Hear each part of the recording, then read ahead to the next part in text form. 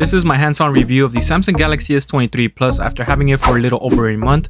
I will share with you what I like and dislike about the phone, how it has been performing, how the battery life has been holding up, and I will go over the camera performance.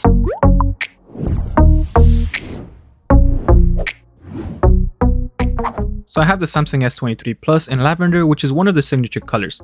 Most of the phone is built with recycled products, including the glass for the front and back, so it's nice that they're trying to make an impact with their eco-friendly parts. The side of the phone is nice and smooth, and it has an armored aluminum frame that has a nice curve, making it very comfortable to hold in your palm. They also went ahead and removed the camera bar on the back and have opted to add a bit of aluminum around each camera module. In my opinion, I think this makes the phone look more polished and elegant. I feel like the buttons are a little too high. I constantly need to readjust my grip when I want to adjust the volume. This can lead to more accidental drops when you're holding it with one hand. A good thing about the buttons not being as low is that you can easily slide it onto a phone mount without the buttons being pressed.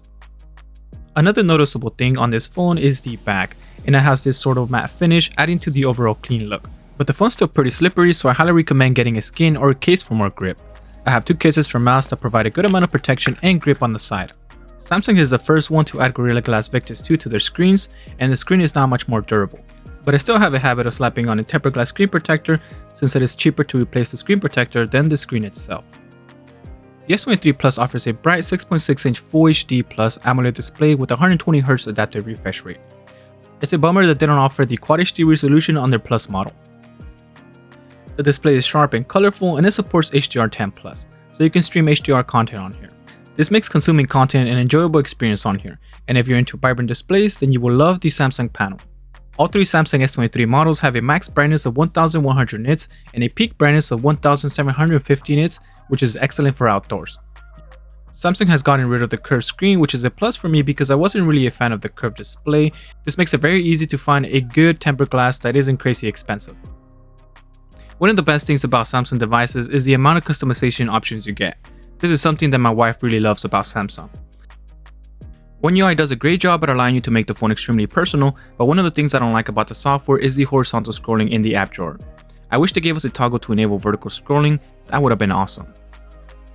A cool feature that I really like on this is the stack features, where you can have multiple widgets stacked within one another and cycle through it. This gives your screen a much tidier look if you happen to like to have multiple widgets on your home screen. Another nice little feature that I like is when you set a timer, you get this cool pill-shaped floating design. It's a floating widget that you can move around, and it will float above all the apps that you've opened, so you can keep an eye on it. Pretty cool.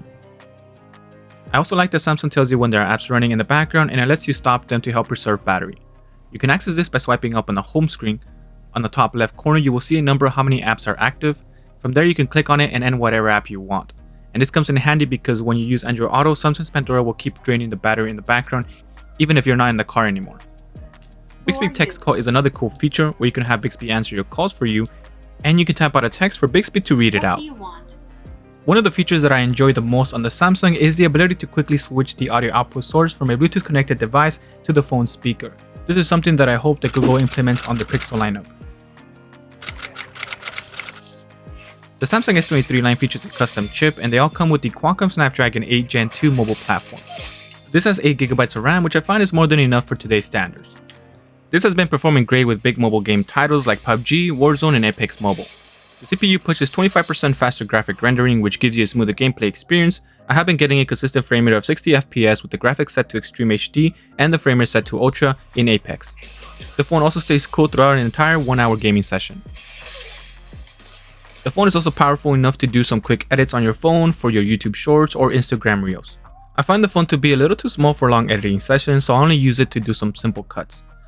I normally just use it to downscale my 4K videos to 1080p so I can post them on social media by importing my 4K videos in and exporting it to 1080p.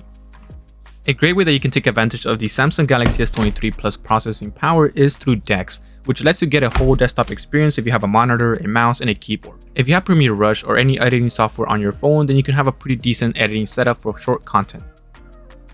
Now moving on to a particular issue that I have with the Samsung Galaxy S23 is that it won't send out and receive chat messages. I am on the T-Mobile network, and this is a T-Mobile lock phone, so I don't know if this issue is strictly for the lock phones or if it affects the unlocked version as well.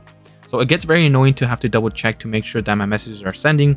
I have to turn on only send SMS and MMS messages on both my Pixel and Samsung for it to just send as a text message. If I don't turn it on, I have to manually resend the message by tapping on it, and I hope this gets resolved soon. Another minor thing is that since this is a T-Mobile lock phone, you won't get access to visual voicemail, which is a bummer. So this has a 4700 mAh battery that has been lasting me all day. I can play games, go on social media, and watch videos, and I won't have to charge it until the end of the day. The best thing about this is that it supports up to 45 watts charging and 25 watts when wirelessly charging. The Samsung S23 Plus has a 50 megapixel main wide angle lens with an f1.8 aperture, which is great for low light photography. It also has a 12 megapixel ultra wide angle lens and a 10 megapixel 3x optical telephoto lens with an f2.0 aperture that gives you a 30x zoom. Zooming in and out all the way is very smooth, so you can quickly transition between each one. There is no noticeable lag at all. The pictures come out great, they are sharp, vibrant, and ready to post to your social media platform. The night photography is also good, the colors pop more compared to the Pixel 7 Pro, but they feel a little warm. In the video side of things, this can shoot in 4K at 60 frames per second, and it can also do 8K at 30 frames per second. The video quality on the Samsung S23 Plus is excellent. I did find the videos to also lean towards the warmer side. The video quality is great for shooting your Instagram Reels, YouTube Shorts, or TikTok videos. If you pair this up with a nice little light and a tripod, then you got yourself a good recording setup. So I went with the one that has 512GB of storage because I will be using this to shoot my YouTube Shorts, so I am going to need all the storage that I can get since 4K videos take up a ton of storage fast. Overall, the Samsung Galaxy S23 Plus is a well-rounded phone that has incredible performance. I would highly recommend the Plus version because of the screen size and the battery size over the regular S23. But if you don't mind that, you will be getting the same features on the regular S23.